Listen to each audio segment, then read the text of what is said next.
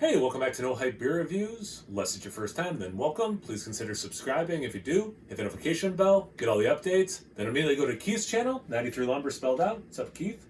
Not much. How's it going? Good, man, yeah. We are on day 3 of hanging out. It's been awesome. Speaking of Keith and I hanging out, anyway, I'm sorry, 93 Lumber is the name of his channel. I'll add him in the description box below, so make sure you check him out. So this is my last bottle of this, and we wanted to do it together. Tell people why we wanted to do this together.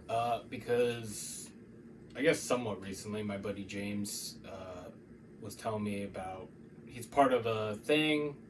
If you go to my channel and watch the review, you'll know more. I don't remember all of the details.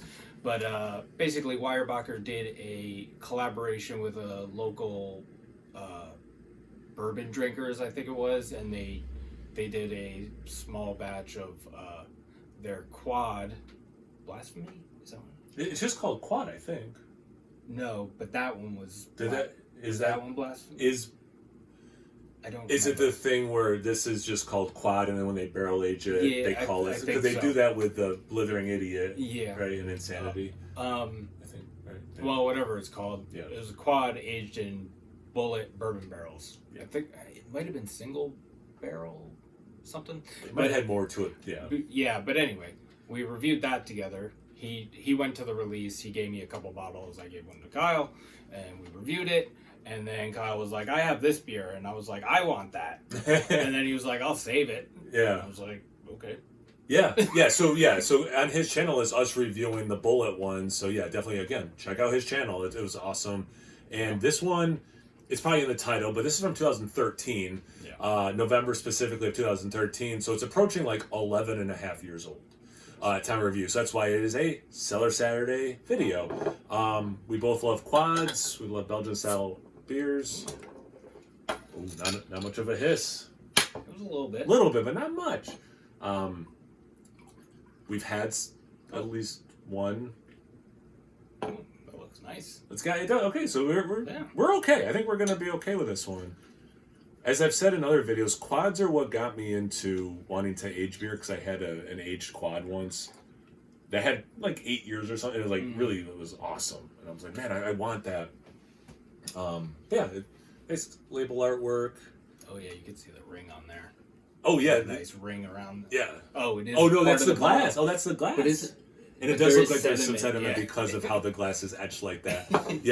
Yeah. So they've now that they're back brewing beers pretty regularly and all that, or regularly, they seem to be like tweaking labels where they're very recognizable to how they used to look, but like just a little bit of a new spin, which I love. I said that in the Sunday morning stout one. I love that.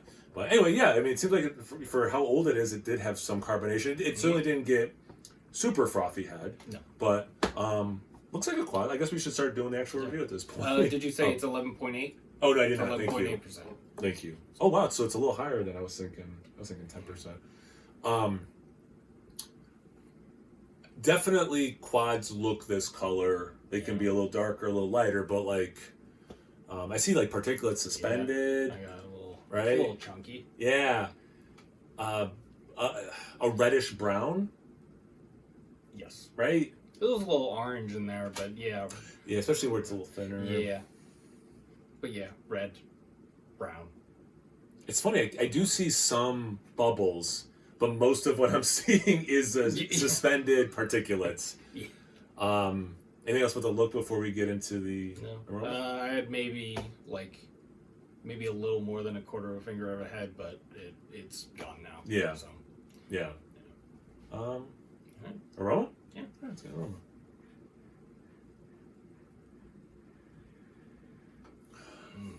I do get some of the sweeter, sugary notes. Some dried fruit notes. I assume they are using like the Belgian candy thing. Like I'd seem to get that. What are you getting out of it? Do you get a little bit of like a tartness? There's. Okay. A little bit of. Okay, so there's a cherry note, but it's not cherry. But you're right. It's not like a cherry cordial. There is a little tartness. This could be interesting on the taste. Yeah, you're right. I was just getting cherry, period. There's a little tartness wrapped around with it. But yeah, I also get the. It's actually very cherry. Like aside from that tartness thing, like I get a lot of like sweet cherry. Cherry specifically. Yeah. Yes. But there's a but little the bit tartness of tartness seems to like have latched on to cherry. Yeah. But I do get the other things that you mentioned. Yeah, brown bread. I get some of that. You could tell me brown sugar. I'd be like, oh yeah, I can see that. Because it does have some of that. Like bread in beer form or liquid form. I mean, so like like a brown bread but in liquid form. Anything else as you're sniffing it before we try it? I'm getting anxious because I want to see if it's infected or not because of that cherry thing. Yeah. I do mostly like the aroma though. I mean, it doesn't smell bad. Yeah, exactly. There's like it doesn't smell like super oxidized or anything like that. No. It has a nice aroma. Yeah. Right. Yeah. Cheers, Keith. Cheers. Glad we're doing this together, bud. Yeah, thank you.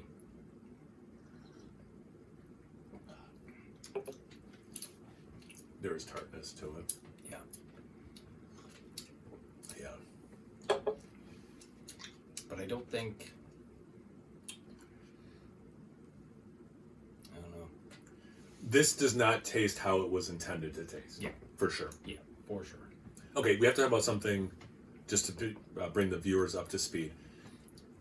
Off camera, 5 hours ago at this point, Keith, we were at a place called Delaware Supply. It's awesome. It's in Albany. And Keith ordered, what beer is it? Do you remember the name of it? I don't know how to pronounce it.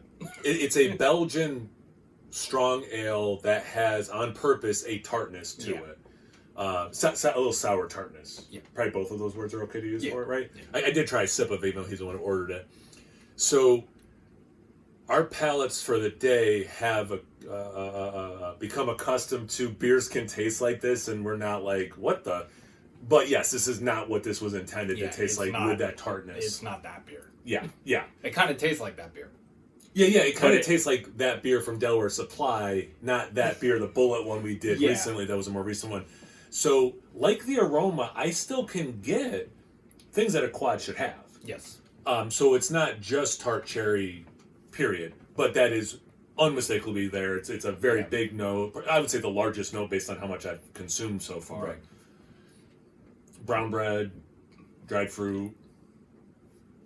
I gotta take another sip at this point. I did a little burp and I got some like stone fruity kind of thing.